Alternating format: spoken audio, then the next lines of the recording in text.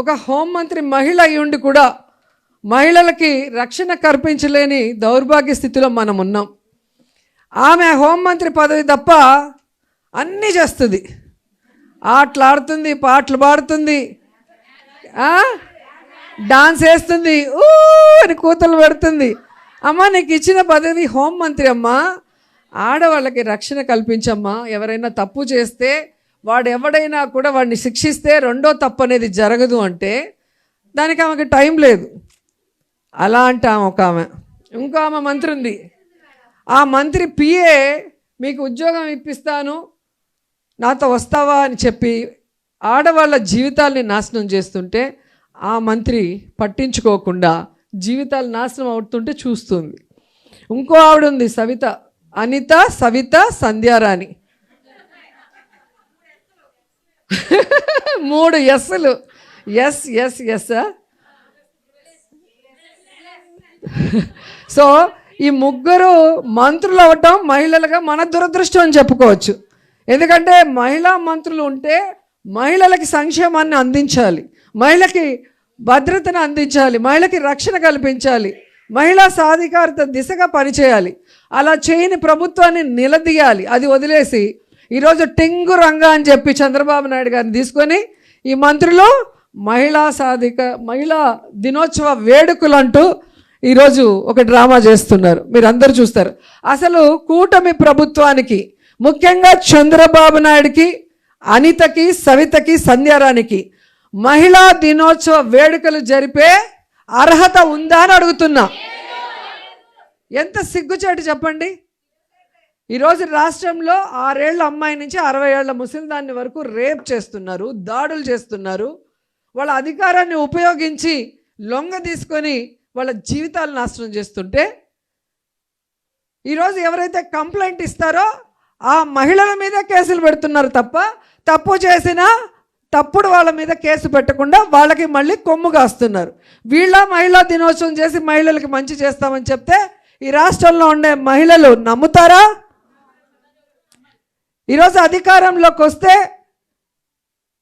కులం, మతం, ప్రాంతం, పార్టీ చూడకుండా మహిళలందరికీ మంచి చేస్తాం, జగన్మోహన్ రెడ్డి గారు ఇచ్చిన దానికన్నా డబుల్గా ఇస్తామని చెప్పారు కూటమి ప్రభుత్వం. ఇచ్చారా? ఈరోజు కులం, మతం, పార్టీ చూడకుండా మన పార్టీ అయినా వాళ్ళ పార్టీ అయినా అందరినీ వెన్నుపోటు పొడిచేయటమే. వెన్నతో పెట్టిన విద్య చంద్రబాబు నాయుడికి. నిజమే కాదా? సో ఈరోజు మననే కాదు, అటు బీజేపీ మహిళల్ని, తెలుగుదేశం పార్టీ మహిళల్ని, జనసేన మహిళల్ని కూడా వెన్నుపోటు పొడిచిన ఘనత చంద్రబాబు నాయుడికే దక్కింది.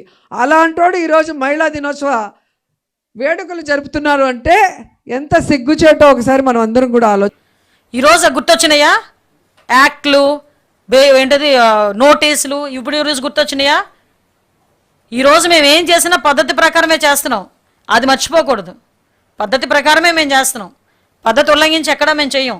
మాకు కోర్టులంటే గౌరవం ఉంది, చట్టాలంటే గౌరవం ఉంది. అంటే దాన్నే అంటారు వాడుకొని తెప్పతగలేసే రకం ఉంటుంది తెలుసా? ఏదో అంటారు ఏరు దాటాక తెప్పతగలేయడం అంటారు. మనోడేంటంటే 5 సంవత్సరాలు కొంతమంది పోలీసుల్ని ఎలా వాడుకున్నాడంటే ఇంటి దగ్గర కాపలాలకు పెట్టుకున్నాడు, మా ఇళ్ళ దగ్గర బందోబస్తులు పెట్టాడు, పరదాలు కట్టించుకున్నాడు. ఎందుకు పనికిరాని ఏదో పనులన్నీ చేయించాడు వాళ్ళ చేత, పోలీసుల చేత. ఈరోజు ఆ పోలీసులు చాలామంది ఆ పర్యవేశానం కింద సస్పెండ్లో ఇంట్లో కూర్చున్నారు, 3 IPS ఆఫీసర్లు. అర్థమైందా? ఈరోజు పోలీసుల మీద అంతా మంట వచ్చేసి 7 సముద్రాలు దాటాను. కొన్ని అదే అంటారు కదా, దీన్నే అంటారు. అందుకే పోలీసులు కూడా అర్థం చేసుకుంటున్నారు. ఇప్పుడు విషయం ఏం వాడికి భయపడాల్సిన అవసరం ఏం లేదు.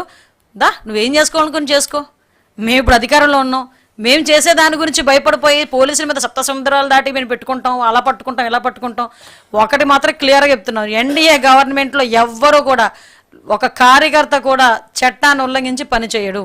నీకు మరి బరిదగించి ఉన్మాదుల్లా ప్రవర్తించే వాళ్ళు మా ఎన్డీఏ కూటమిలో లేరు, నీ దగ్గర ఉన్నారు.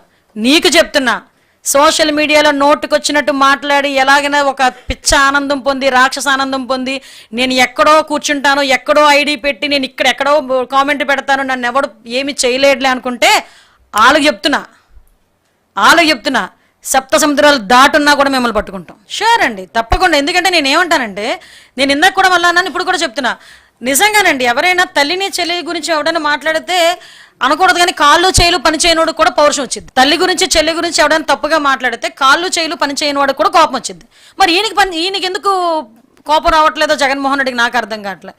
పోనీ ఎవడో బయటోడు అంటున్నాడంటే పోనీ ఓకే, అరే నువ్వు వెనకాతలు నీ భార్యకి పియ్య కింద ఉండేవాడంట అతగాడు, వాడు నోటుకు వచ్చినట్టు సోషల్ మీడియాలో పెడుతున్నాడు, ఎక్కడో 4 గోడల మంచి వాగేసి వెళ్ళిపోవట్లే, పబ్లిక్ డొమైన్లోకి వచ్చి పబ్లిక్ అంతా చూస్తున్న విధంగా సోషల్ మీడియాలో పెడుతున్నాడు. నీ తల్లి గురించి చెల్లి గురించి ఆడవడం మాట్లాడుతుంటే నీకు రక్తం మరగట్లేదేమో కానీ నాకు రక్తం మరుగుతోంది.